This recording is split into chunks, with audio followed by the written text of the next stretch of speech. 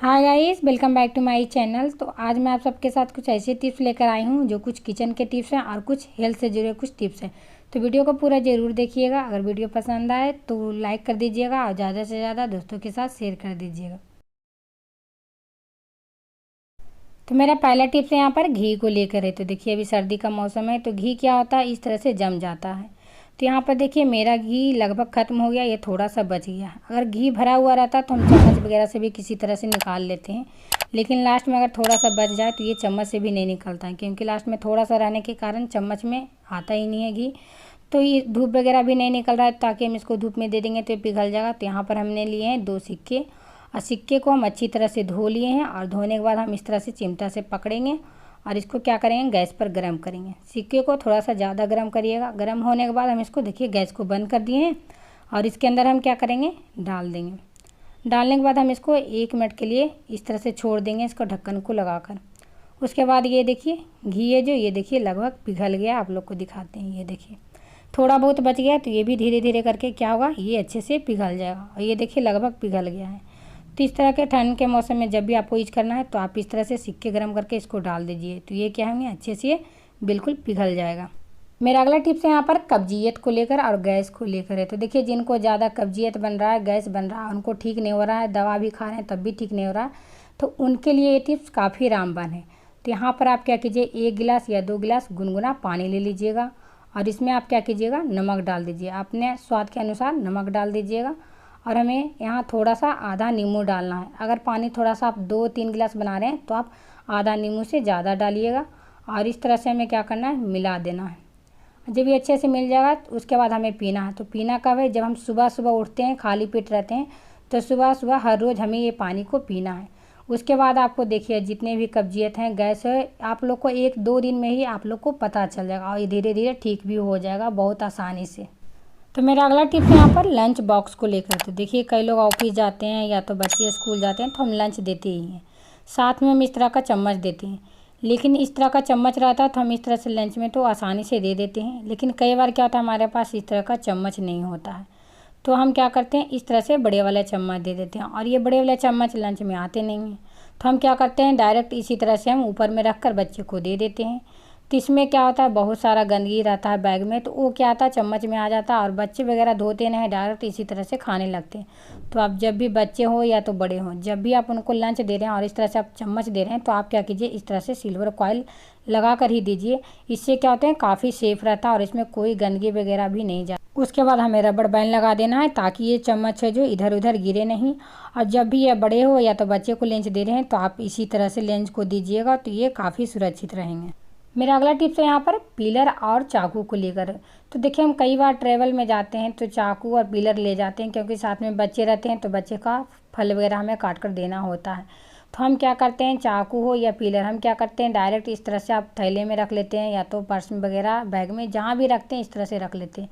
तो इससे क्या होते हैं, जो भी गंदगी वगैरह रहता है वो चाकू में, पीलर में लग जाता है। और दूसरी बात क्या है, इसका जो धार है जो बराबर देखते होंगे लग जाता है। तो आप जब भी कहीं जा रहे हैं तो आप क्या कीजिए, इसी तरह से सिल्वर कॉइल दोनों में लगा दीजिए। इससे क्या होंगे, एक तो धार भी नहीं लगेंगे और इसमें दूसरी बात क्या है, इसमें कोई गंदगी वगैरह भी नहीं जाएगा। और इसे यूज भी हम करेंगे और फिर इसी तरह से फिर हम इसको दोबारा रख देंगे। और ऐसा नहीं कि हम एक बार डालेंगे और इस बार एक बार निकालेंगे तो हमें यूज में नहीं होगा। आप इस तरह से कई बार भी आप इसको यूज कर सकते हैं। मेरा अगला टिप्स है यहाँ पर चाय पत्ती को लेकर। तो देखिए चाय पत्ती है जो सभी के घर में यूज होता है, लेकिन हम लोग तो इसे यूज करते हैं, लेकिन हमें पता ही नहीं चलता है कि ये जो चाय पत्ती है वो या असली है या तो नकली। और हम जब इसे यूज करते हैं और नकली वाला रहता है तो हम लोग को सेहत पर इसका काफ़ी असर पड़ता है। तो आप इसको आसानी से पता कर सकते हैं कि ये चाय पत्ती नकली है या तो असली। तो इसके लिए हमें क्या करना है, यहाँ पर लेना है गुनगुना पानी, नहीं लेना है ठंडा पानी यहाँ पर लीजिएगा। कई लोग बोलते हैं गुनगुना पानी लीजिए, गुनगुना पानी लीजिएगा तो ये क्या होंगे, चपत्तियाँ जो घुल जाएंगे। तो आप हमेशा ठंडा पानी ही लीजिए। और इस तरह से हमें क्या करना है, मिला देना है पानी में। उसके बाद आप देखिएगा जो पानी का कलर है वो क्या हो जाएंगे, चेंज हो जाएंगे। अगर चेंज नहीं हुआ, इसी तरह से देखिए वाइट ही है, तो आप समझ जाइएगा कि ये चाय पत्ती असली है। अगर इसमें काला कलर आ गया या तो फिर कोई दूसरा कलर आ गया, तो आप समझ जाइएगा कि ये जो चाय पत्ती है उसमें मिलावट है। तो आप इस तरह से नहीं, बहुत आसानी से आप पता कर सकते हैं कि ये चाय पत्ती असली है या तो नकली है। तो हमेशा इस बात को आप ध्यान दीजिएगा। आप चाहे तो दूसरे तरीके से भी पता कर सकते हैं। तो दूसरे तरीके से भी चलिए आप लोग को बता देते हैं कि कैसे पता करेंगे। तो आप क्या कीजिएगा, थोड़ा सा हाथ पर इसको क्या कीजिएगा, चाय पत्ती को ले लीजिएगा और इस तरह से हमें क्या करना है, इसको रगड़ना है चाय पत्ती को। इस तरह से जब हाथ पर आप रगड़िएगा तो जो भी कलर वगैरह रहेगा चाय पत्ती में तो वो क्या हो जाएगा, हाथ पर लग जाएगा इस तरह से। और ये देखिए मेरा हाथ पर है जो बिल्कुल इसमें नहीं लगा है कोई कलर वगैरह। देखिए झाड़ के आप लोग को दिखा देते हैं। तो ये जो चाय पत्ती हैं जो बिल्कुल असली वाले हैं, और नकली वाले रहेंगे तो इसमें कलर हाथ में ज़रूर लग जाएंगे। मेरा अगला टिप्स है सुई को लेकर। तो देखिए मशीन का सुई हो या तो हम कपड़े सिलने वाला सुई हो, सुई को हम इस तरह से रखते हैं तो देखते होंगे सुई में जंग लगना स्टार्ट हो जाता है। और जब सुई में जंग लग जाता है, जब आप कपड़े सिलिएगा तो ये क्या होंगे, इस पार से उस पार कपड़े में जाते नहीं। और दूसरी बात क्या है, जब आप कपड़े सिलिएगा तो जो कपड़े का धागा होता है वो क्या होता है, खिंच जाता है। तो आप जब भी सुई को रखें तो आप क्या कीजिए, इसमें कोई टेल्कम पाउडर आप इसमें डाल दीजिए। उसके बाद आप चाहें आपके पास जो भी कंटेनर है उसमें आप इस तरह से डाल दीजिए और इस तरह से आप रखिएगा तो देखिएगा जंग है जो बिल्कुल नहीं लगेगा। या तो आप दूसरे तरीके से भी रख सकते हैं। यहाँ आप देखिए स्टील वाला स्क्रब लिए हैं और आप कोई कंटेनर में इसको डाल दीजिए और यहाँ पर हमें सीजर की मदद से कोई कागज़ का टुकड़ा को हम इस तरह से काट लेंगे थोड़ा सा गोल शेप में, ये देखिए। और उसके बाद हमें क्या करना है, कंटेनर के ऊपर इस तरह से रख देना है। इस तरह से रखने से दो फ़ायदे हुए, एक तो जंग नहीं लगेंगे और दूसरी बात क्या है कि हमें जिसका सुई का ज़रूरत है, या तो पतला या तो मोटा या तो मशीन का सुई हो, और चाहे जिस नंबर का हमें मशीन का सुई चाहिए वो बहुत आराम से मिल जाए। क्योंकि इस तरह से डालने से क्या होंगे, हमें जो सुई का ज़रूरत है वही हमें निकालना पड़ेगा। और ऐसे एक तरह से हम कंटेनर में रखते हैं तो इससे क्या होता है, हमें ढूंढना पड़ता है कि कौन सा पतला वाला है या तो फिर कौन सा मशीन का सुई है। तो आप इस तरह से इसको कंटेनर में रख सकते हैं। ये भी काफ़ी यूजफुल टिप्स है। तो मेरा अगला टिप्स यहाँ पर ब्रा को लेकर है। तो देखिए जब हम ब्रा लाते हैं तो कई बार देखते हैं अक्सर छोटा हो जाता है या तो बड़ा हो जाता है। या बड़ा हो जाता है तब भी हम इसे पहन नहीं पाते हैं, और छोटा भी हो जाता है तब भी हम इसे नहीं पहन पाते हैं।